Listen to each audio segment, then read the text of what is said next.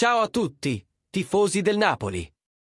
La nostra squadra continua a lavorare per migliorarsi e puntare sempre più in alto, e oggi vi parliamo di una possibile operazione di mercato che potrebbe rinforzare ulteriormente la nostra difesa.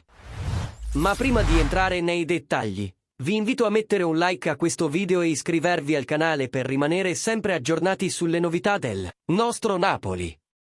L'ultima voce di mercato riguarda Takehiro Tomiyasu, il difensore giapponese dell'Arsenal, ex Bologna, che potrebbe lasciare il club inglese già a gennaio.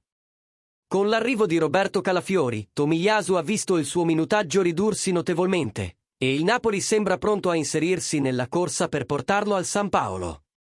Tuttavia, non siamo soli, anche Juventus e Inter stanno monitorando attentamente la situazione, pronte a lottare per assicurarsi il prezioso jolly difensivo.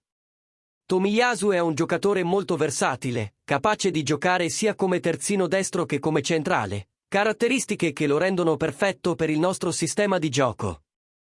La sua esperienza in Serie A con la maglia del Bologna lo rende una scelta ideale per Antonio Conte, che potrebbe contare su di lui per dare maggiore solidità alla difesa. Il mercato di gennaio sarà cruciale, e il Napoli sembra intenzionato a non lasciarsi sfuggire questa opportunità. Resta da vedere come si svilupperà la concorrenza con Juventus e Inter, ma una cosa è certa: la nostra squadra è pronta a dare il massimo per continuare a migliorarsi. E voi, tifosi, cosa ne pensate? Tomiyasu sarebbe il rinforzo giusto per la nostra difesa? Fatecelo sapere nei commenti qui sotto. E come sempre, lasciate un like e iscrivetevi al canale per non perdervi nessuna notizia sul nostro Napoli. Forza Napoli, sempre!